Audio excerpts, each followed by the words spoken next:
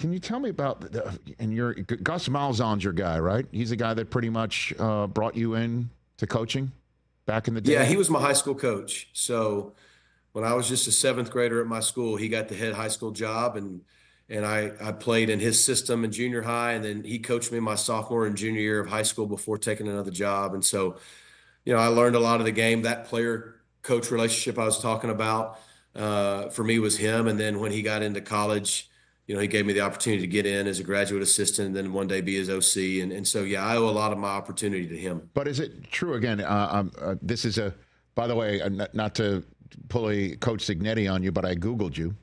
Oh, gosh. Is it true you left coaching for a couple of years to write a magazine? Did you do that? No? What it's true. About? It wasn't exactly that, but it is true. Yeah. So okay. After my first year as a graduate assistant in 2006 at Arkansas, we had Darren McFadden and Felix Jones and those guys. Nice. Gus took the OC job at Tulsa. I was going to go be a graduate assistant coach the running backs. It was an incredible opportunity. I was in my early 20s. I was engaged. We were getting married like 4 or 5 months later. Long story short, I just went over there and didn't have a real piece about it, and I didn't do it, which at that point pretty much ended my career in coaching. Like, it's really hard to get those opportunities, and when you say no to one, you're kind of out. And I won't get into all the reasons. It ended up being the right decision for me, even though it made no sense. Sure. So I got married, and in the first 2 years of our marriage, I wasn't in coaching. And I had figured out about a month after I didn't do that, I got to find a job.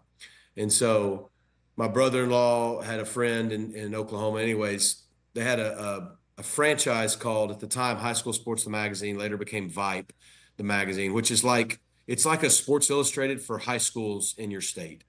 Best way I can describe it. So I never wrote the magazine. I was basically the owner, director, and the marketing person, and I did all the sales and hired an editor.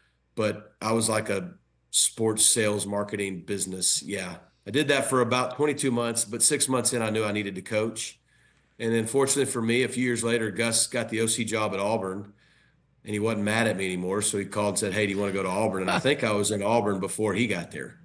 Yeah, and now you're the ACC Coach of the Year for SMU in the college football playoff, first ever 12-team field. It's just unbelievable how this stuff works out, right?